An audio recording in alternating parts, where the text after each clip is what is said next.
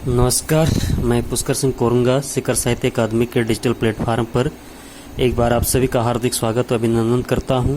दोस्तों, जैसा कि आप घर पे सकुशल होंगे और कहीं न कहीं जो है अपना और अपनों का ख्याल करते हुए अपनी स्टडी, अपना अध्ययन व अपने कार्य को जो है निरंतर वो कंटिन्यू कर रहे होंगे। दोस्तों, आज राष्ट्रभाषा हिंदी दिवस है, तो हिंदी दिवस की आपको बहुत बहुत हार्दिक बधाई व शुभकामनाएं।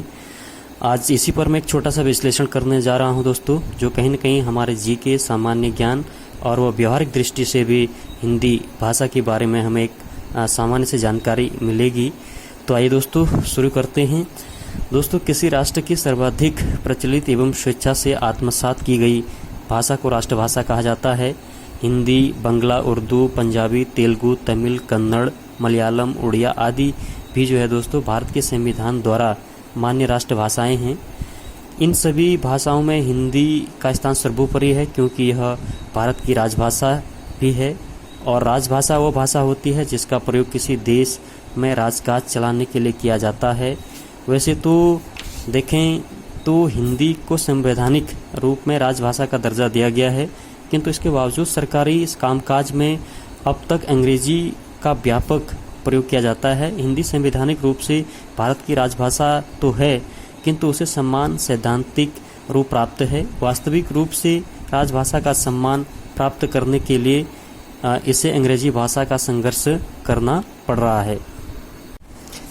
वहीं दोस्तों आगे देखें तो एक विदेशी भाषा होने के बावजूद अंग्रेजी में राजकाज का विशेष महत्व दिए जाने और राजभाषा के रूप में सम्मान को प्राप्त करने के लिए हिंदी को संघर्ष का कारण जानने के लिए सबसे पहले हमें हिंदी की संवैधानिक स्थिति को जानना होगा। दोस्तों, संविधान के अनुच्छेद 343 खंड 1 में कहा गया है कि भारत संघ की राजभाषा हिंदी और लिपि देवनागरी होगी। संघ के राजकीय प्रयोजनों के लिए प्रयुक्त होने वाले अंकों का रूप भारतीय अंकों का अंतर्राष्ट्रीय रूप होगा। खंड 2 में यह उपबंध किया गया था दोस्तों कि संविधान के प्रारंभ से 15 वर्ष की अवधि तक 26 जनवरी 1965 तक संघ की सभी सरकारी प्रयोजनों के लिए अंग्रेजी का प्रयोग होता रहेगा, जैसा कि पूर्व में होता था।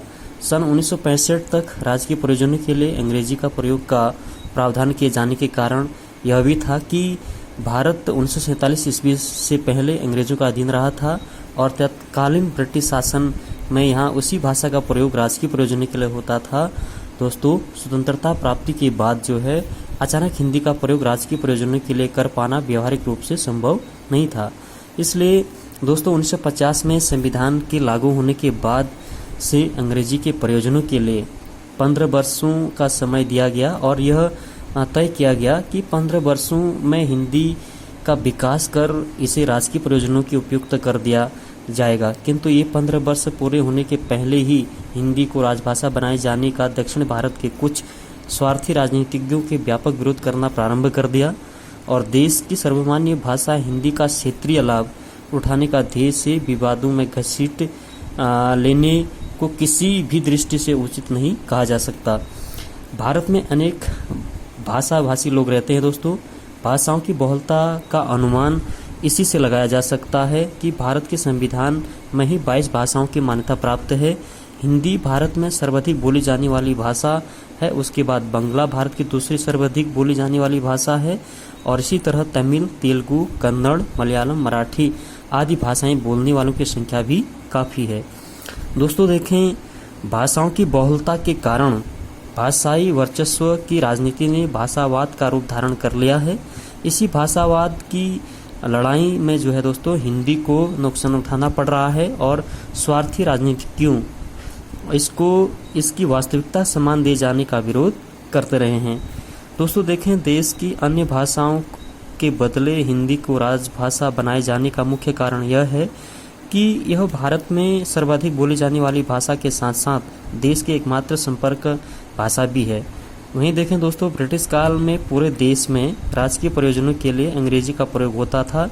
पूरे देश में अलग अलग क्षेत्रों में अलग अलग भाषाएं बोली जाती हैं, किंतु स्वतंत्रता आंदोलन के समय जो है दोस्तों राजनेताओं ने यह महसूस किया कि हिंदी एक ऐसी भारतीय भाषा है जो दक्षिण भारत के कुछ क्षेत्रों को छोड़कर पूरे देश में या देश की संपर्क भाषा है और देश के विभिन्न भाषा भाषी भी आपस में विचार विनिमय करने के लिए हिंदी का सहारा लेते हैं। दोस्तों देखें, हिंदी की उसी सार्वभौमिकता के कारण राजनेताओं ने हिंदी को राजभाषा का दर्जा देने का निर्णय लिया था।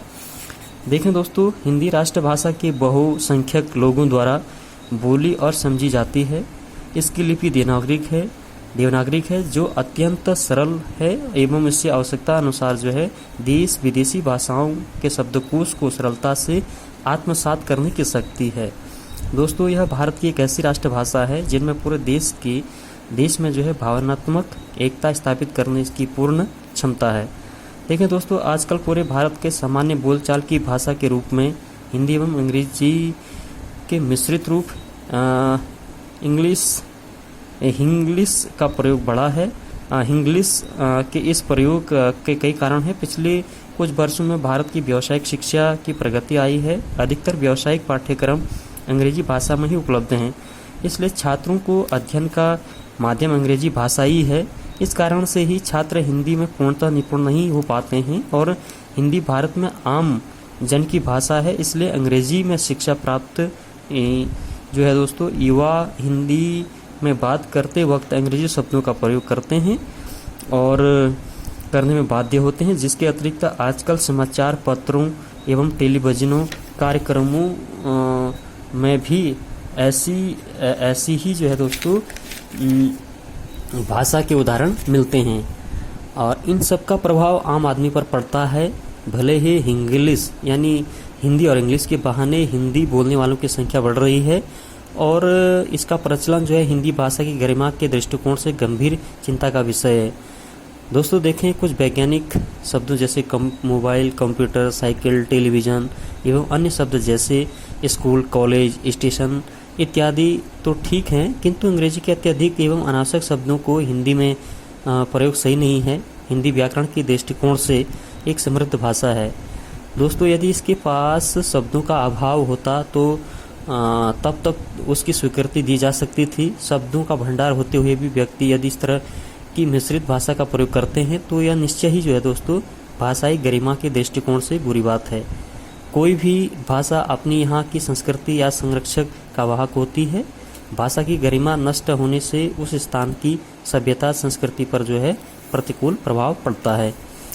देखें दोस्तों, हिंदी को राष्ट्रभाषा बनाए जाने के संदर्भ में रविंद्रनाथ टैगोर ने कहा था, भारत की सारी प्रांतीय बोलियां जिनमें सुंदर साहित्य रचना हुई है अपने घर या प्रांत में रानी बंद कर रहे प्रांत की जनगण के हार्दिक चिंतन के प्रकाश भूमि स्वरूप कविता की भाषा होकर रहे और आधुनिक भाषाओं की हार की मध्यमणि हिंदी भारतीय होकर विराजती रहे।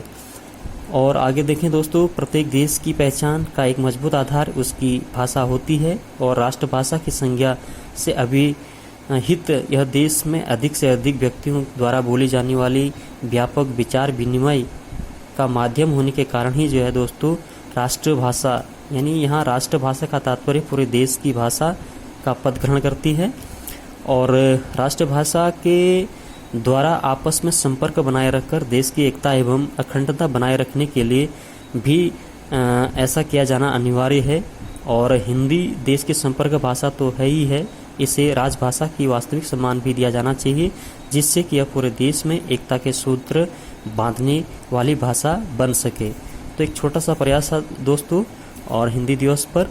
तो अगर ये वीडियो आपको पसंद आए तो इसको आप लाइक करें, शेयर करें और कहीं ना कहीं जो है हिंदी की जो हमारी राष्ट्रभाषा है, राजभाषा है, उसको आगे बढ़ाने में भी जो है सभी मिलजुल कर सहयोग करें। आप लोगों का बहुत बहुत धन्यवाद।